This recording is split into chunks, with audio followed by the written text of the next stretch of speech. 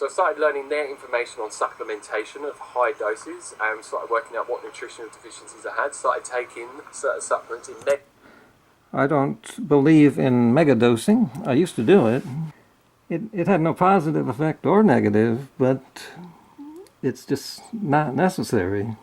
When I said it had no effect, I mean I didn't notice anything or connect anything to it. Who knows? doses, and then started noticing that my health just started rapidly improving, because I started noticing I had chronic fatigue, low testosterone, low dopamine levels, ended up with hypoglycemia. Were you getting like blood tests to confirm this, or? No, I didn't actually. That was a question I had. Did he know for sure he had these deficiencies? Because you shouldn't have a lot of them. And there you go. He never verified this.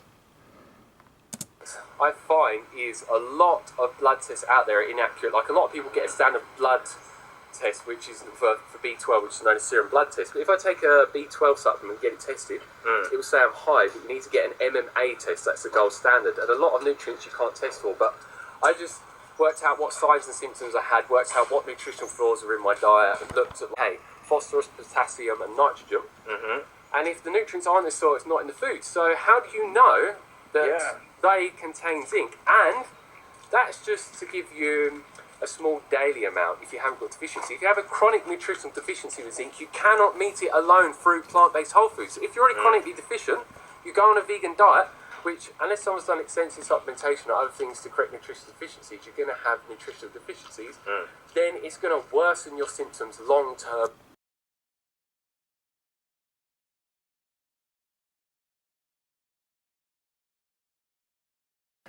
That's sort of good what he's saying there, that if you just switch to a regular, sad kind of vegan diet, you may not reverse your deficiencies. Sure. Okay. But what I have a problem with what he's saying here is, if you were that deficient beforehand, then you would have already had the problems beforehand.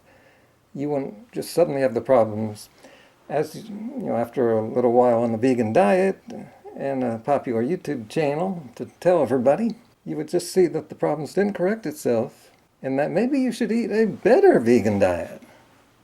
See, I did that right away. Even most vegans, just like most omnivores, they hardly eat any fruits and vegetables. And we all know to do this. You got to pack it in, but people just don't get to it. Well, I was at a fast food place. I eat what they had, or after I'm done eating all my potatoes or my pasta, I just don't, I just don't have the energy or the time. That is another reason why you should start the day with fruit. You're getting off to a good start. You're not getting into any other foods first. You get into the fruit right away, and you'll be more likely to eat more of it.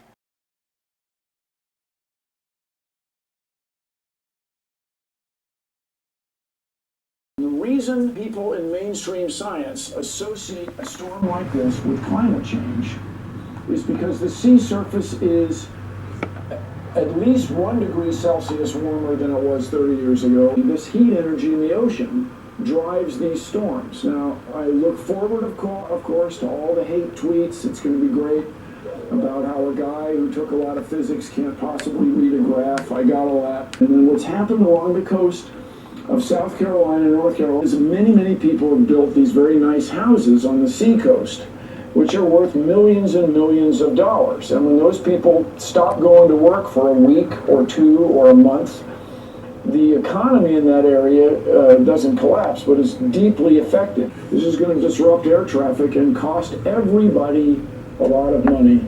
Back to you, Kate.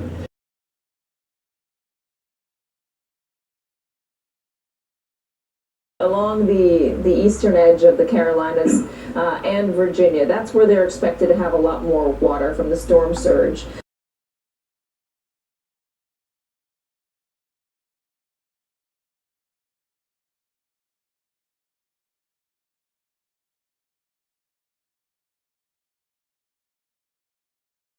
signing an executive order that undoes the Clean Power Plan. He loosened fuel economy standards for cars and trucks. Approved the Keystone XL pipeline. His order would allow coal mining on federal lands, permit the oil industry to release more methane. On Friday, the EPA removed most of the information on climate change from its website, explaining in a press release it's being updated to, quote, reflect the approach of new leadership. And then we have this, understanding how a storm surge works and how it forms.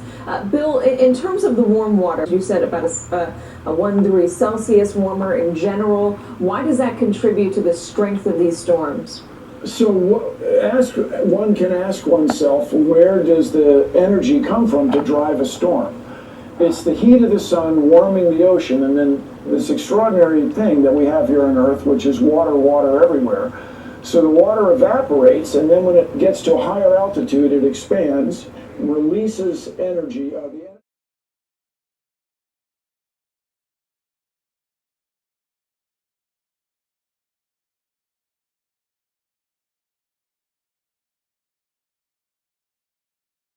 And the warmer the sea surface, the more temperature difference you have and the stronger the storm.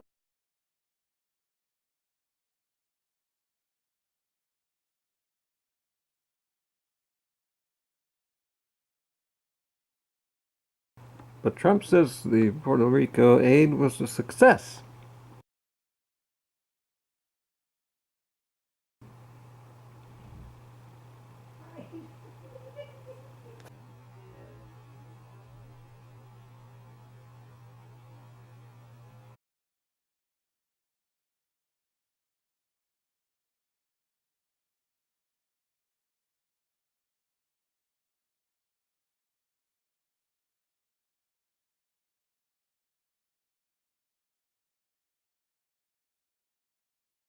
I mean, I think he's also hurting because the president keeps standing up and saying this red wave is coming and everything is fine and Republicans are going to trounce everywhere thanks to you guys, which is, it's cringy as a political operative to watch somebody do that, because that's the last thing you would want to have happen, is for somebody to say, well, we've got this all locked up. But you know, there are folks out there who would say, hey, listen, I felt the same way about 2016. It's going to be a Hillary Clinton landslide. And you saw how that turned out. Democratic turnout is up 84% since the last midterms. That's insane. Well, then Republicans should be really scared. Let's talk about women. Are you ever gonna learn, people? Liberals, I'm trying to help you. This is why you lost the election. It's all you ever talk about. And black people. But there's other people, and those other people voted for Trump, the crazy man, because you've gotten too crazy.